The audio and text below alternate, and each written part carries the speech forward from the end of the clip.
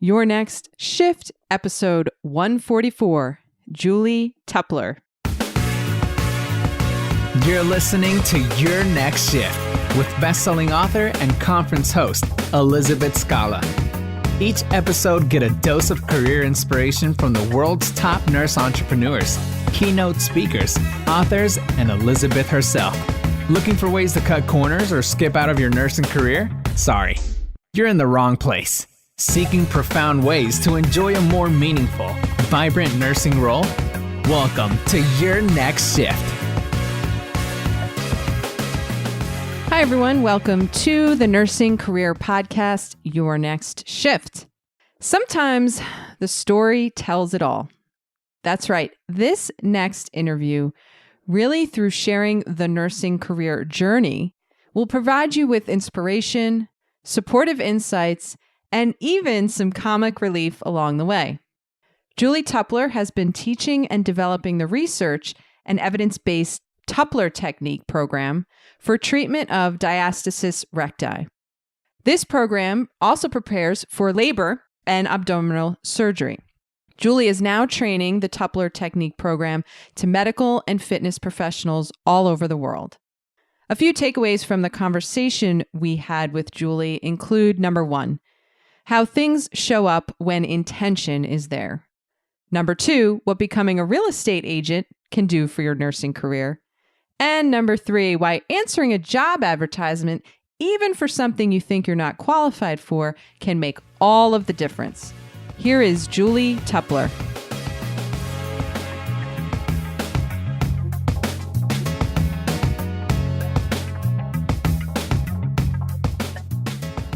Hey everyone, welcome back to another episode of the Your Next Shift podcast. Elizabeth Scala here, your host.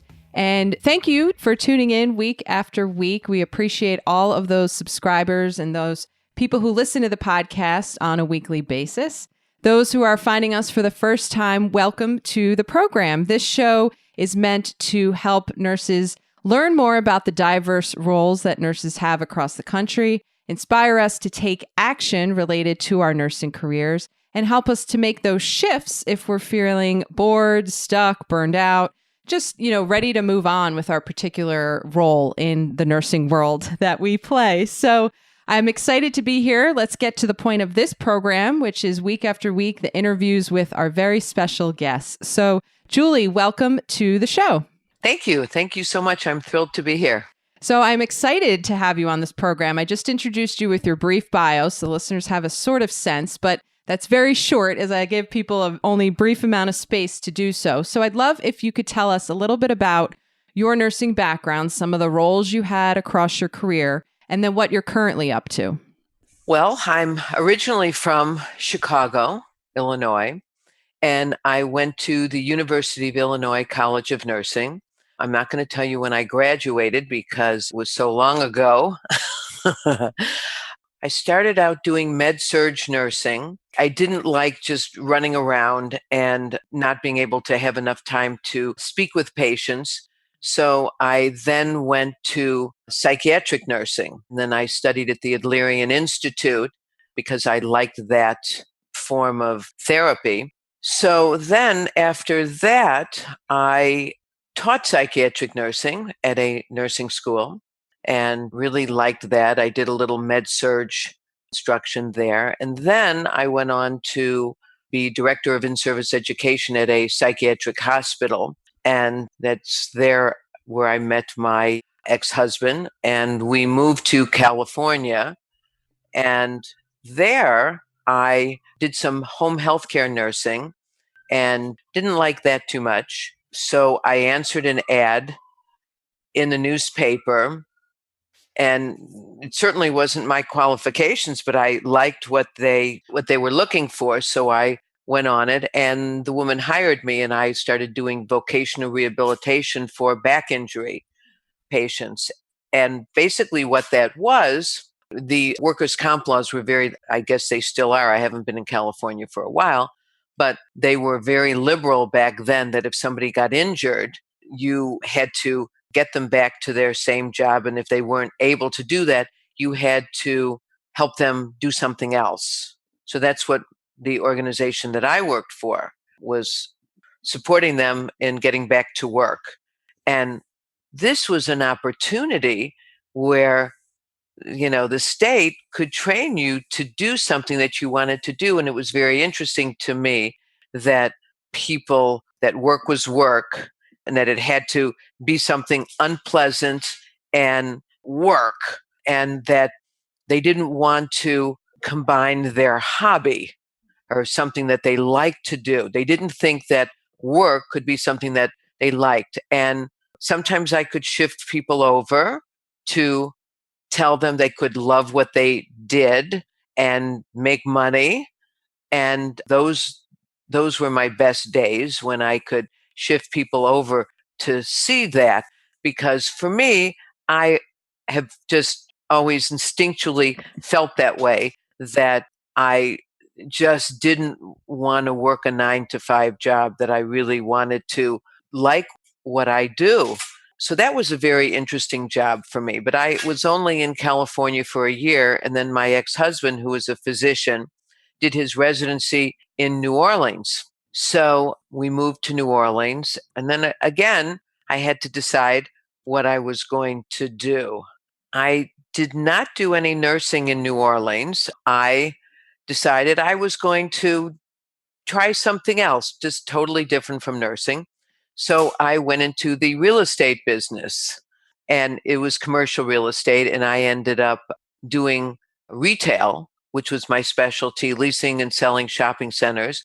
And then I took some courses and became the first woman CCIM, which was sort of like having a master's in real estate and doing investment analysis. So that was very interesting for me. I did some other things at the same time, and one of the most significant, which I tell you this because it affects what I'm doing now. So I've always liked to work out and exercise. I have a background in dance. So I took an exercise class at the gym, and I thought it was a really bad class, that it was like really that people could injure themselves. So afterwards, I went to the manager and I said, this class, really, I really have to tell you, I'm a nurse, and this class I felt was very harmful. And he sort of rolled his eyes back and said, well, thank you for sharing. If you could do a better job. And I looked at him and I said, you know what? Thank you. I could do a better job teaching that class. And off I went and became certified as a group fitness instructor. And then later I became a personal trainer. But it was then that I became an exercise instructor. And I felt with my nurse background that this would be really a good combination. So I taught aerobics, and I taught everything. Okay. I really did a lot of teaching at different health clubs, and did that, because I was in New Orleans about 8 years. So I did that maybe about 5 years. And then it was just time. I felt it was just my time in New Orleans. I had gotten divorced. My husband had moved away. I'd felt that it was time to do something else. So I decided, well, maybe I'll go to Florida and live by the water. And I got a job working with these developers. And as it turned out, one of the developers wasn't on the up and up. So I decided not to move to Florida. And I thought to myself, like the Adlerian philosophy, if I had 6 months to live, how would I live my life?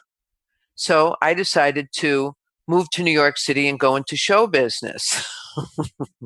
So everybody thought I was that I had maybe lost it a little bit. But for me, entertaining people was always something and making people laugh was another thing that I always liked to do. My mother, who was a nurse, was very funny. And she would have my sister and I to come to this hospital, and my sister and I would entertain. Those were moments that I just wanted to go around and tell jokes and make people laugh. That's what I wanted to do. I loved doing that. So I thought, you know what? I'm going to do this. So I came to New York and I went to acting school for a year. And not that I wanted to be an actress, but I just wanted to get a little bit of the arts. And I was teaching exercise, and then I was doing real estate. The real estate lasted about a year. So then I worked as a psychiatric nurse, again, on a hospital, but I was doing that and teaching exercise. and going to acting school. So after the acting school, I studied improv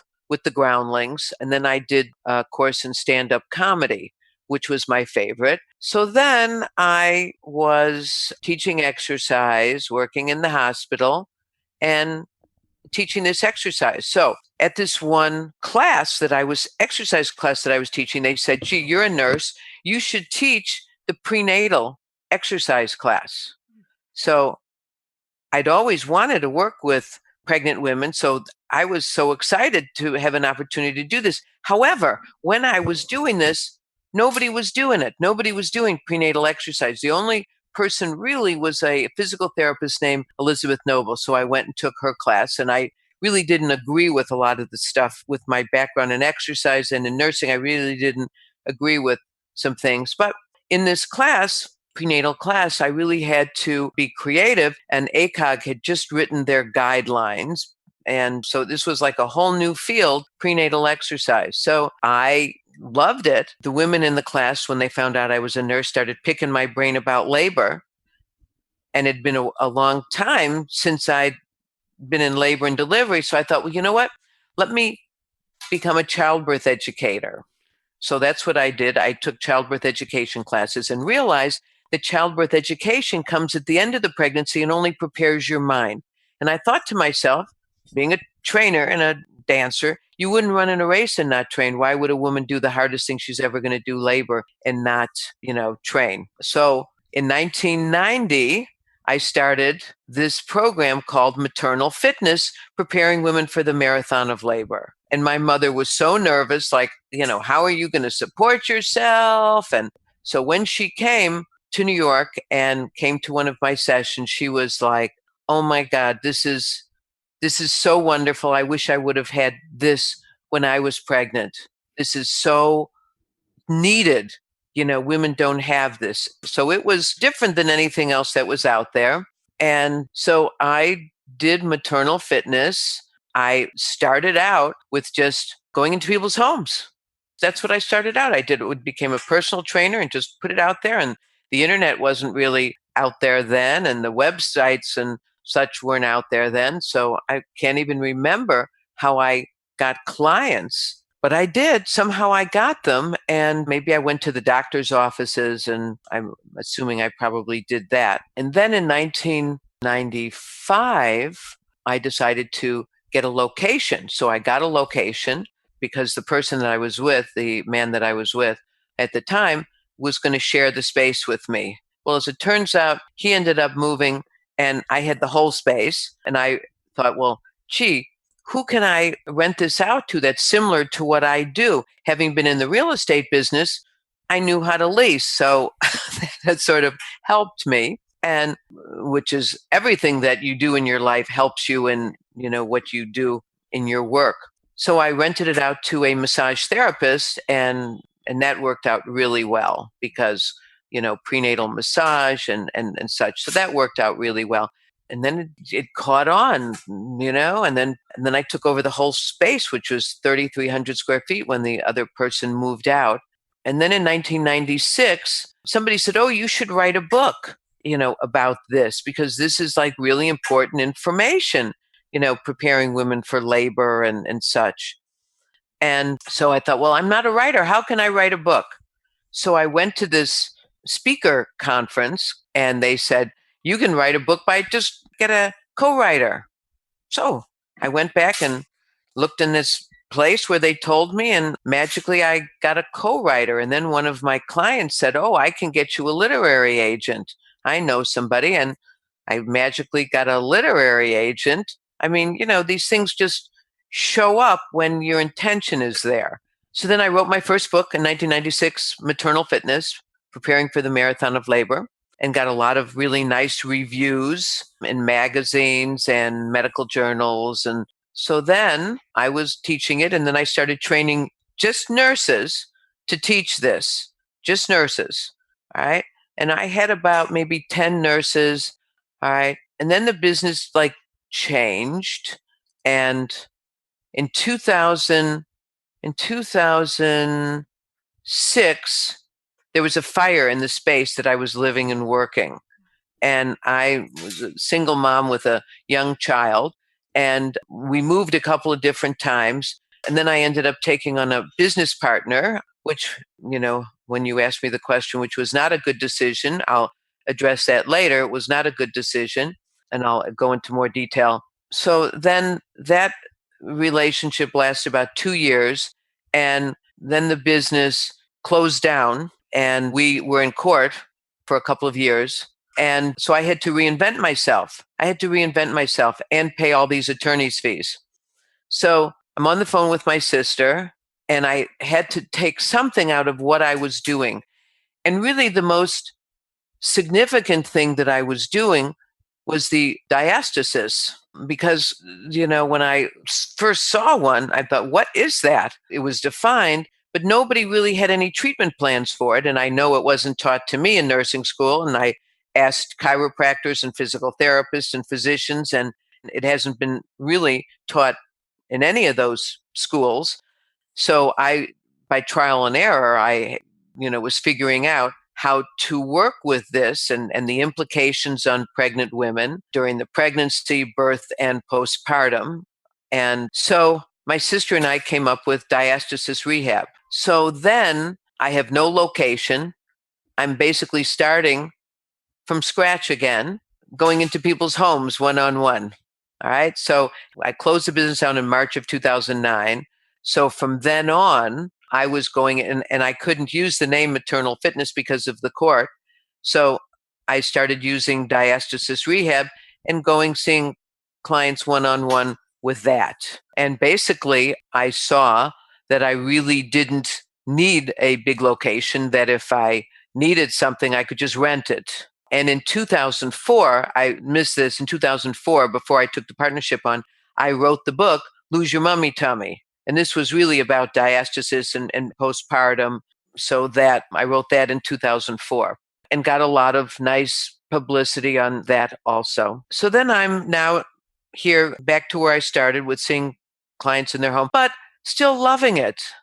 I loved the teaching aspect of it, and I liked going into new neighborhoods in New York. And so, so it was really fun for me. Then I started, people were saying, oh, you need to do continuing education. So I started doing continuing education for trainers and pre and postnatal. And then people were saying, oh, you should, do a more intense training in this. So then I started doing that. And I failed to mention that when I had first started my business, I did use my acting and comedy career, and I did have a show at the comic strip called Pregnant Pause, which I enjoyed. And my mother actually came on the opening night and brought the house down because my mother was definitely funnier than me. And the guy said, your mother can perform here anytime. But it was an educational comedy show with vagina puppets rapping about the Kegel exercise, and a Jewish mother placenta singing Take Me With You to the Baby, and a uterus ovulating and singing womb service blues. And there was no smoking, and we served red raspberry leaf tea for the pregnant women. And if you weren't pregnant, you had to put a tummy pillow on so everybody looked pregnant. And it was really a fun show. But then my mother passed away and I stopped doing the show. But it was an opportunity, again, to teach and to make people laugh and to do the things that I like to do. So getting back to where I was, I then started doing this, training, on diastasis. And now that's brought me up to now. I've written my third book. I've called Together Tummy, that I published myself so that I could update it. And if anybody's thinking of writing a book, and needs some information on self-publishing, I'm certainly glad to help you out with that. And my publisher for self-publishing book was wonderful. And I've produced several DVDs. I've created a diastometer for measuring diastasis. And then I have this splint that I've developed for approximating the muscles. And now I'm developing a tank top. And again, if any of you nurses out there are wanting to make something, I certainly can, tell you how to do that also. So that brings me to the present of what I'm doing. And every time, and when I do the training, I'm actually have 3 people coming in 3 physical therapists. I do train medical and fitness professionals now. And as part of the training, I do a seminar for the general public. And there's where I get to do my stand-up comedy. So I get to be in front of an audience, which I love to do. So that basically brings you to the present of what I'm doing. It's different every day. And, I never know what's coming next, but it's all stuff that, there are some things that, are, doing payroll and, doing some things, that are mechanical and that aren't as fun as some other things, but that's part of having a business. So that brings you to how I got to where I am. Awesome. Well, Julie, pretty much for the purposes of time, I have one question to ask, but I'm going to sum something up for the shifters from what I heard from your history of your career, which I loved when you were talking about the fact that things were opportunities. So one thing for the shifters to think about is, where are opportunities presenting themselves to you, and how can you, as Julie was just describing, saying yes to new things, to challenges, to new environments. I loved when you were telling us about taking that one job or answering that ad, that advertisement, and we're like, I'm not really sure if I'm qualified for this, but going for it anyway. A second thing is to point out to the shifters listening is the fact of enjoyment.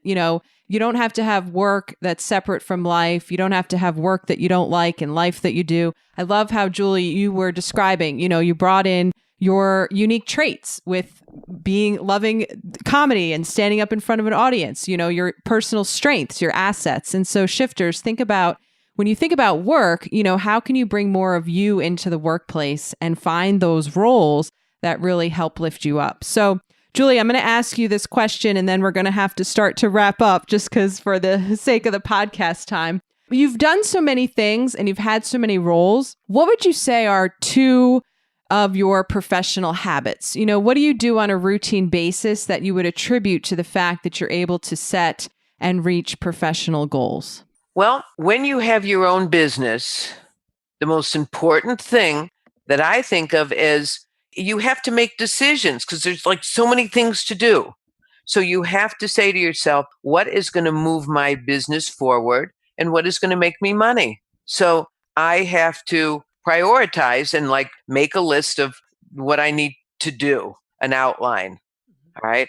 And what, because it can get overwhelming with all the things that you have to do. So you have to think now, what is going to move my business forward and make me money?